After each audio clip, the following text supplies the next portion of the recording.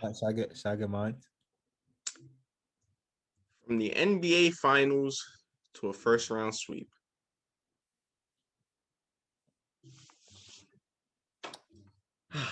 The Miami Heat has become the first team these playoffs to be eliminated via a sweep. The reigning Eastern Conference champions, team that took the champions, the Los Angeles Lakers, to 6 games, had the most wins against that Lakers team. Mhm. I picked them in my hot take to beat Brooklyn in 7. Boy, do I look like a idiot. Me and you both. Oh my God. Wow. Well, last night, the Milwaukee Bucks had their chance to close out the Miami Heat and end this series early. But in the early part of the game, didn't look like it. Yeah, it didn't. Miami came out with more energy, and I saw some of the funny Like what?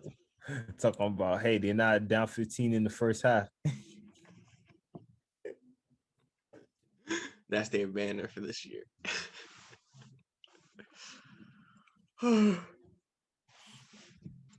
But yeah, they came out more energized, more better, more flowing. They played with their backs against the wall, because you want to know why? Their backs were literally against the wall. Mm-hmm. And they So really, in the second quarter, they went on a big run and got up double digits. yeah, But then the Bucks kind of got back into it late in that second quarter, and I can see that they got back to the game late. We'll see what happens in that third quarter. And what happened in that third quarter, Joe? all I saw was Deers running across the floor. That's all I remember about seeing. Deers running across that Miami floor like it was nothing. Yep. That's exactly what happened. The Bucks went on a big third quarter, had a big third quarter. Yeah. Led by guys like Middleton, Brook Lopez, and Holiday, and also their 3-point shooting. And Bryn Forbes, who's been spectacular this series. Yeah. And I then mean, the fourth, what? I made a dude named Bryn do that. Like, I never heard of that name before. Bryn. That's crazy. Anyway. And then that fourth quarter, Giannis took over. He didn't really have the best shooting throughout the entire game up until that fourth quarter, but he was doing it on other sides, his passing and rebounding, because he finished the game with a triple-double, his first career postseason triple-double. Yeah. But in that fourth quarter, that's when he really started to take off. Well, it's not how you start a game, it's how you close out a game. And best player, I'm not surprised he went to kill this Heat team real quickly after what they did last season, didn't they? Didn't he? He wanted the revenge. He wanted his revenge. This was his, like, mini revenge tour against the team from Florida, and he got it. Yep, he most definitely got it. And yeah, I mean, he was doing it all. I mentioned he's being a great playmaker and rebounder.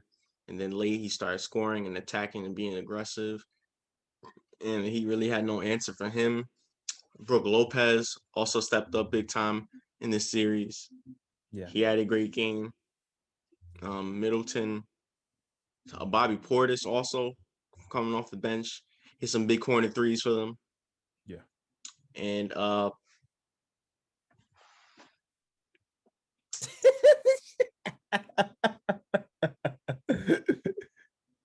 let's talk about the man that was just behind me. Bam had a pretty good game last night. A little bit up and down here and there though throughout the series, but someone who wasn't up and down, someone who's just more down. This series, Jimmy Butler. Just was not playing good. Yeah. Remember how I was going in on Pascal Siakam for not scoring much within the playoff games that Toronto was playing in Yes, from last season in the bubble. last Yes. season, right? Yeah, Jimmy Butler, he could actually get that same kind of treatment because I don't think he had a big time game in this series at all, and it clearly showed. His team needed him the most, needed him big time, and I can't believe I'm saying about this dude because this dude has the most toughest mentality I've seen Yes. like in a really long time, and yet I gotta say he did not show up at all. He left himself in Marquette. I don't know, in JUCO or something. I don't know because he did not look like he came to play. He looked like he was running away. This was very surprising, especially from a player like Jimmy Butler. And you know how much I love Jimmy Butler and the way he plays and his mentality that he brings to the game. And he's never had a postseason like this. He's always stepped up in big moments. I mean, characteristic. Going back to Chicago, he was always big. Yeah. In Philadelphia, he was one of the main reasons why they stuck within that series against the Raptors. Mm-hmm. Minnesota, he was the reason they got there to the playoffs. That's the only time they've been in the playoffs in the span of what, 15 to 12 years? I don't know how long. But yeah. 14. 14 years. Yeah, 14. And then the performance he had last year in the bubble and in the finals was one for the ages. You're talking about a man against this Bucks team in that second round. I believe it was in game 2 where he single-handedly outscored them in the fourth quarter. Single-handedly. And played all 48 minutes. 48 minutes. Wasn't there a game he played like all 48 minutes? That was in the finals. He never really took. That was in the final, but he didn't play all 4. He played 46 minutes. But I mean, really, I mean, he had 2 minutes of rest. That's where the meme when he was breathing over. Yeah, that's what you're talking about. Yeah, he played 46 minutes, I believe, in that game. Yeah. And he played like 40 plus minutes throughout the entire finals. But this was just very shocking. For the exception of game 3, where he had a pretty good game, even though they got blown out. Yeah. He was really bad. Yeah, man. I don't know. Again, I don't want to make an excuse, but we have to, because don't forget, this is a different season we talk about. And let's be honest, he's probably was burnt out by this point. I'm not saying I'm not making an excuse. I'm not trying to make it a prime excuse or anything, but this Heat team had to have been burnt out. They had to have been, because there's no way you telling me you making a team like I'm not disrespecting the Bucks because they're a great team, of course, but there's no way you telling me you making these guys sweep you. You telling me you can't get one game, not one game. There had to be something going on. Tyler Hero didn't look the same. Kendrick Nunn didn't look the same. Duncan Robinson, in the first 2 games, he looked like your best player, getting you all buckets. And then Goran Dragic right there, right behind after he came back from his injury situation. Like Bam and Jimmy were not the main top guys for this Heat team throughout this series. Like, believe it or not, let's just be honest, straight up right there. Like, there had to be something going on, because if everything is not falling into place like you expected to, then that means something had to have affected you in order for you to have a performance like this. Well, yeah, there's something affecting them. It was the Bucks. This wasn't the same Bucks team that they faced last year. Yeah, it was a different Bucks team. Mike Budenholzer changed up his scheme and changed up his strategy, and it worked for them. I mean, they couldn't stop Giannis because Giannis was all over the floor. He was at too many different places on too many different possessions. Yeah. Sometimes he'll be at the top of the key, holding the ball, attacking. Sometimes he'd be on the left. Sometimes he'd be on the right. Sometimes he'd be cutting in the basket. I mean, he was doing it all. Yeah. Also, adding in the addition of a guy like Jrue Holiday with his IQ and his defense and his intelligence and his scoring and everything and the playmaking and everything he brings to the game. The surprise of Bryn Forbes, who's just been knocking down 3 after 3 after 3 in this series. They didn't know what to do. I mean, the additions of Bobby Portis and PJ Tucker, this is a new team now. Yeah. And you got to give them credit. The Bucks played phenomenal this series. Phenomenal. Yeah. With a very dominating performance and a revenge sweep. Revenge sweep against the team that knocked them. I had to get it too. Sorry. The brooms are out.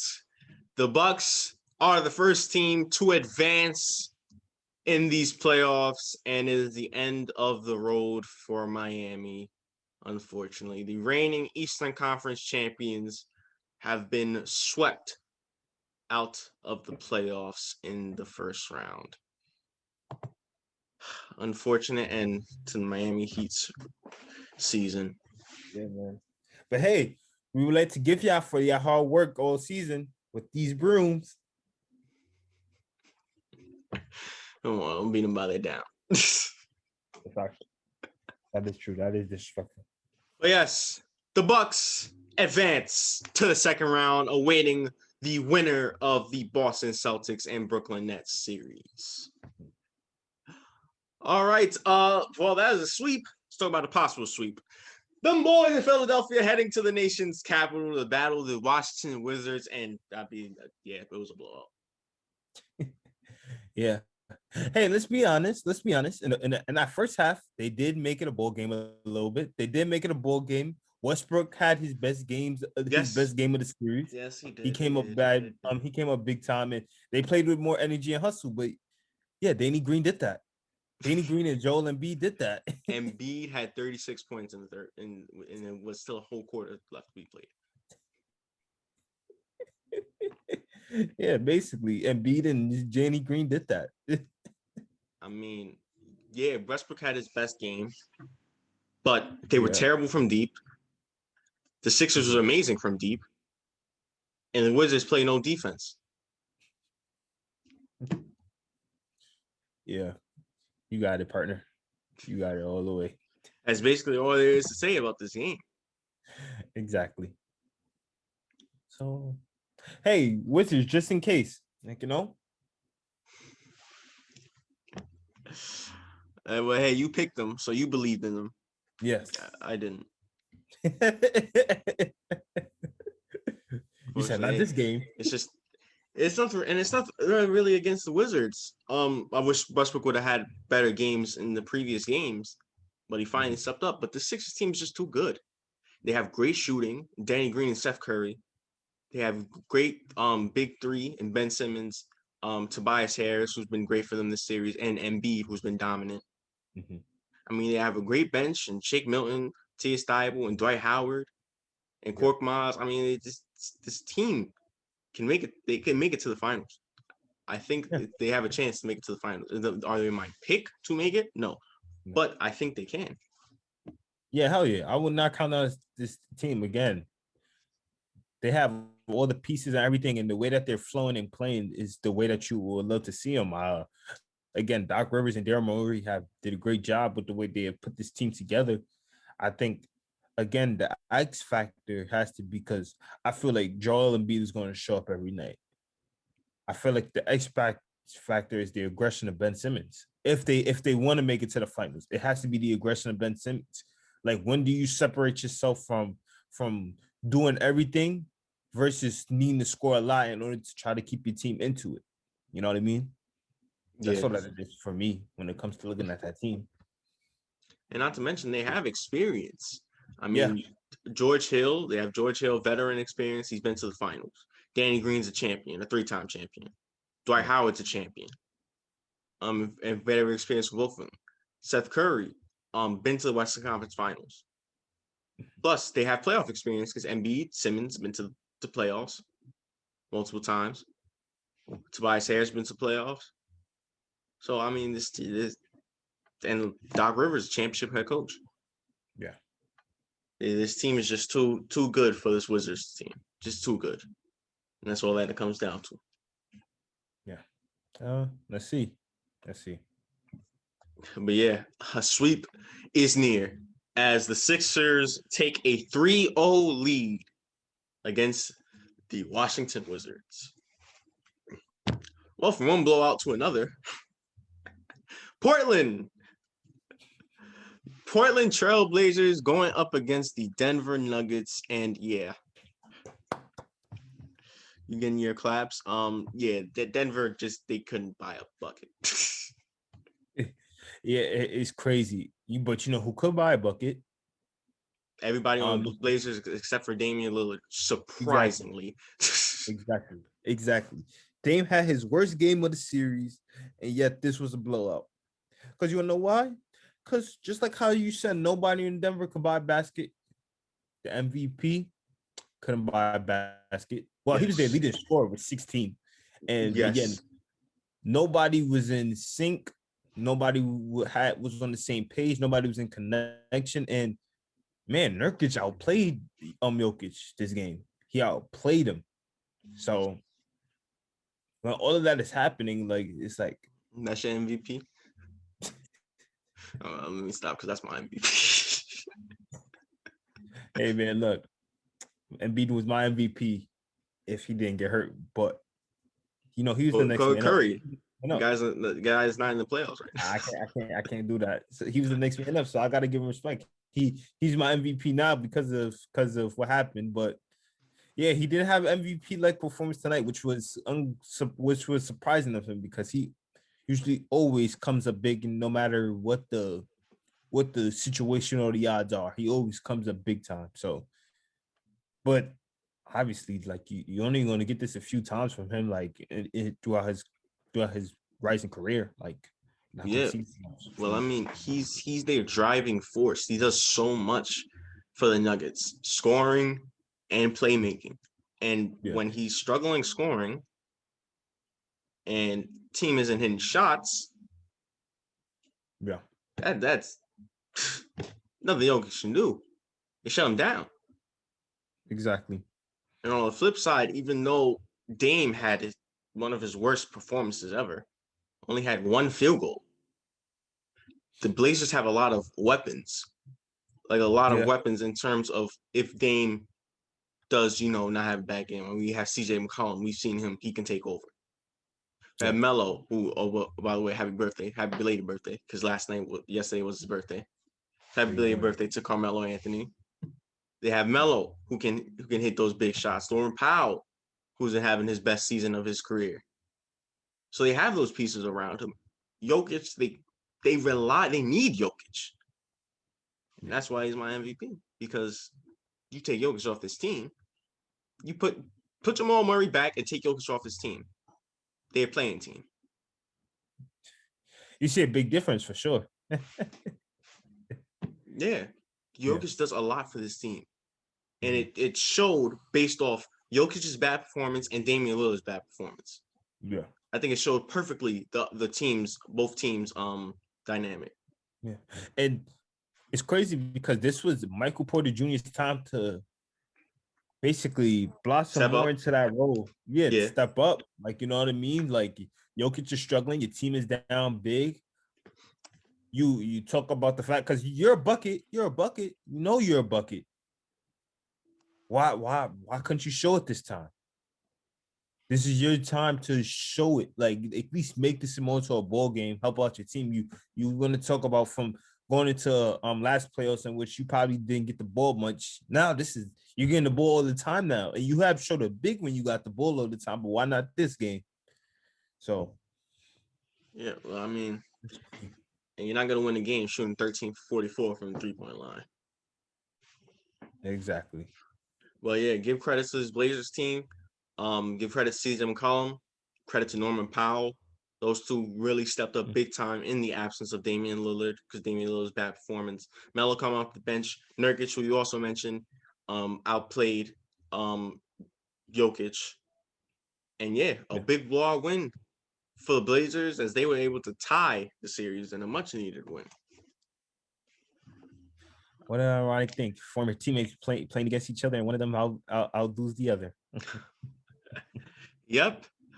And last but certainly not least, Them boys in Utah going to the Grindhouse FedEx Forum, battle the Memphis Grizzlies in Game 3.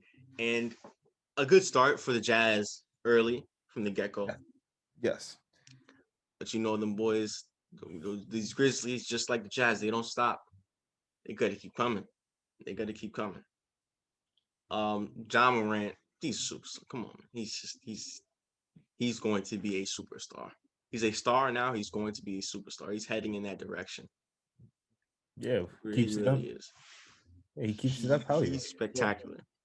He's spectacular. Donovan Mitchell, who actually struggled for most of this game, but in terms of drawing fouls, he wasn't, because once again, Dylan Brooks got in foul trouble. Yeah. And eventually got fouled out. And by the way, he also had a good game. So that's yes, he did. Now imagine how much better of a game he would have had without being in foul trouble. It's the same because he had a good game last game too. Yeah. Yeah. But he got in foul trouble. Well, you know, Donovan Mitchell is saying to his mom all the time, go sit your ass down. You can't guard me. That's what he's saying all the time in his AI. head. Exactly. Thank you, AI. But yeah, but when Donovan Mitchell did struggle for most of that game, there was somebody who Grizzlies fans are very familiar with, who stepped up for the first time back in the FedEx Forum, but on the opposite side. Oh man, Marc Gasol.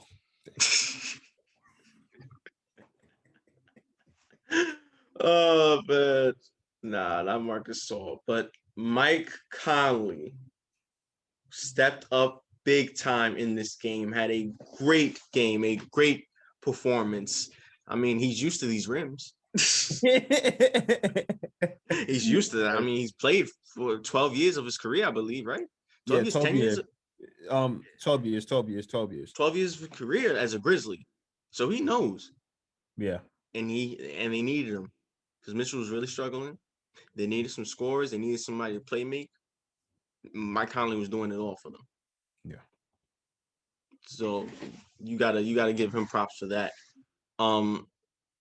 But yeah, the Grizzlies, they just kept sticking around until eventually that fourth quarter hit.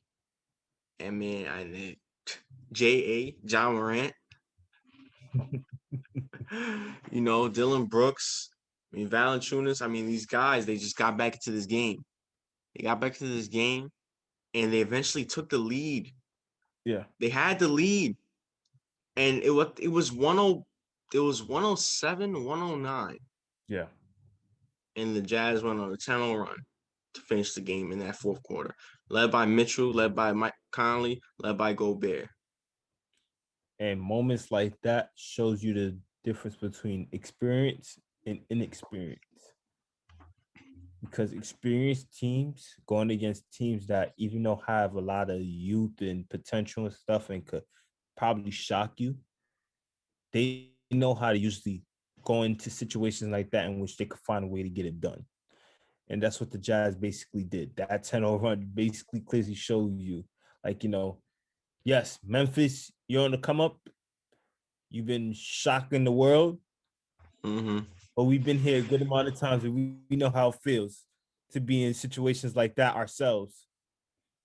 I.e. OKC like 3 years ago, 2-3 years ago. So like, you know. Oh yeah. Like there you go. There you go. We're gonna close out this game for sure. And that's what they showed. Yep, and that's what they showed and close out they did. Gotta give credit to all these Jazz team. Even Donovan Mitchell, who stepped up late in that fourth quarter when they needed him the most. He did his job. Mike Conley all throughout the game. The 3-point shooting of the Jazz was spectacular once again. Unlike the Grizzlies, who didn't have the best 3-point shooting, even though Grayson Allen had a great game last night. But yeah, that fourth quarter run really hurt them. The Grizzlies could have stole this game. It was within reach. But the Jazz, once again, proving why they have the best record in the league. Exactly. Thus, the Jazz winning this game and taking the lead in the series 2-1. All right. Predictions for tonight's set of games, starting off the afternoon slate. ABC, 1 o'clock, looking to bounce back from their Game 3 loss. The New York Knicks battle the Hawks again in Atlanta in Game 4. Who do you got? I'm going to pick your Knicks. I want to see if they can tie up this series. I want to see if they tie up this series up in ATL and make some noise. Mm-hmm. I have to agree. I got the Knicks as well. I think they could tie up the series. Must win. Well, must win. I mean, every game in the playoffs is a must win. But, yeah, must win because they lose this game, they go down 3-1. Yeah. Which isn't an impossible feat, but that is a very, very, very hard feat. Yeah. So they don't want to fall down 3-1. Next, 3:30 ABC, the Phoenix Suns looking also bounce back from their Game 3 loss to the defending champions Los Angeles Lakers. Game 4 in the Staples Center. I believe KCP and AD are questionable for this game. Probably will play though, but they just are questionable. We'll see. I choose the Suns with this one. I feel like they have some kind of edge or need to tie back up this series, of course. Yeah. I've got the Suns as well. Really hope Chris Paul gets healthy as soon as quick as possible. Yeah, but I feel like sometimes Otherwise Cameron Payne needs to drop 30. Yeah, man, because I feel like sometimes the injuries, like, man, it's tough because you try to play through them, but it's not easy to play through. Sometimes you just wish that you could be rested, but it's tough because this came out a bad moment. Again, this came at the most unfortunate moment for him and the team because they both need each other big time. So, I mean, in the past decade, Chris Paul has been hurt a lot and has been playing through injury a lot.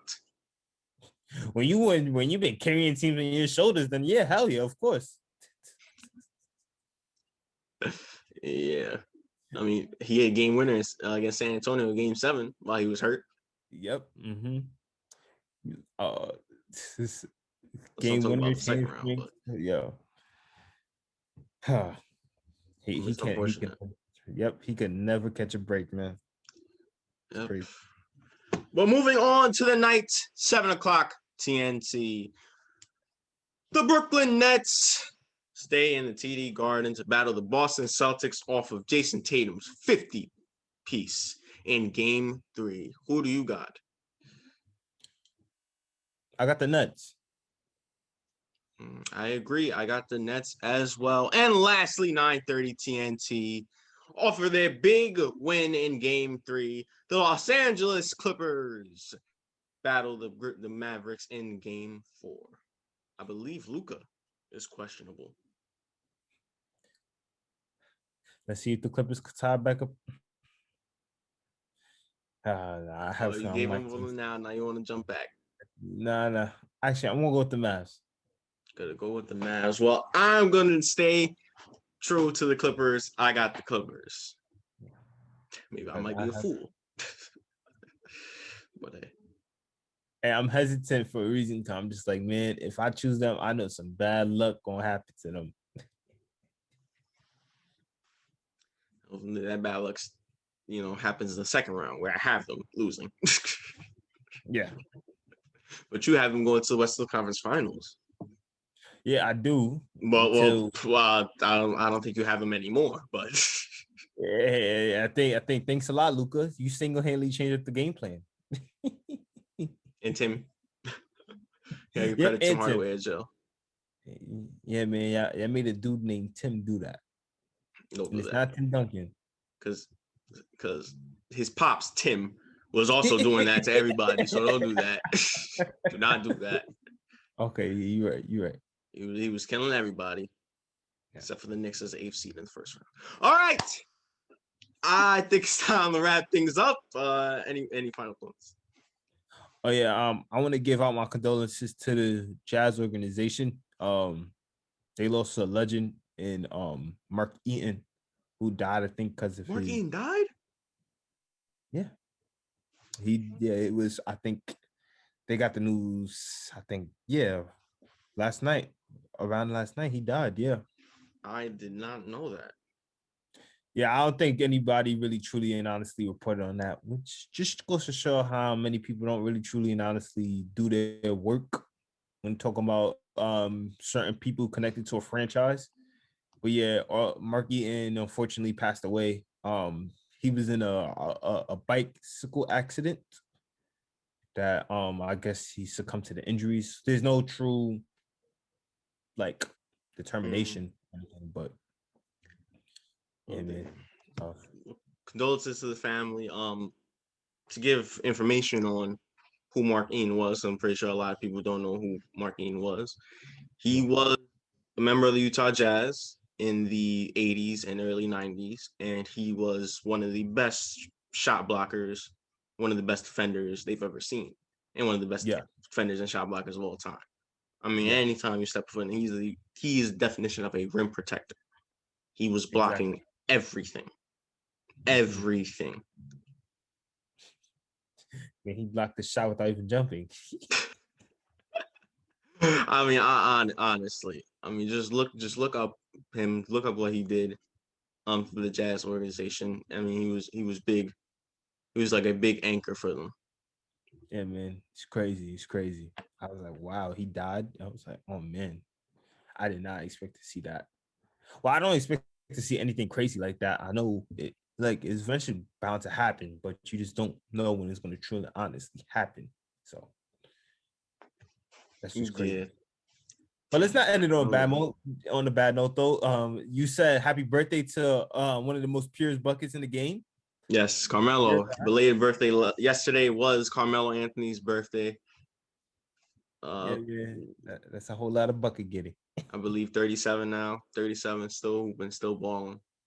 Well, Remember there was that year that he didn't, but still hooping, still balling. yeah, if he was still hooping, he would have been like fifth on the all-time scoring list by now, but they robbed him. But happy birthday, man, to one of the best to do it, one of the coldest to do it. Um, one of the just elite tier in terms of bucket getting, just elite. Yep, I mean, what else is? That's Carmelo Anthony. That's one of the greatest scores I've ever seen. You know, as a Knicks fan, I love watching Carmelo Yeah. play. I mean, he was big time. I used to hate when Knicks fans say he was ball hog and all that. You know, and now they miss him. Yeah. Well, they don't go nowhere without him. Well, unless if Amari don't get hurt. But yeah, they don't go anywhere without him. I'm all right. Yeah. But I mean, Carmelo, come on. He's one of the greatest scorers of all time. One of the Yeah. greatest offensive players of all time. Still getting buckets in a different role, not as a star anymore, not as a superstar anymore, but as a role player coming off the bench. But he's Yeah. big time for the Blazers. So happy birthday, happy belated birthday to Carmelo Anthony, future Hall of Famer, one of the greatest to ever do it. Yes. Yes. And hey man, no matter what happened, you will never when bucket getting is in your blood, you'll never lose it. I thought you meant you would never win, Yeah. never win like a championship. Let me say something. You will never lose that bucket getting in your blood. Just know that. Yeah. So yeah. That being said, thank you guys for watching today's podcast. Make sure to tomorrow's podcast. Make sure you like, share, subscribe, comment, support the channel, give us feedback, all that good stuff. And also follow IG and our TikTok down in the description below. Yes, yes. And once again, I'm Evan. I'm Ja. This is the Mind of Basketball Podcast. Playoff edition. Playoff edition. Broom edition. Yes.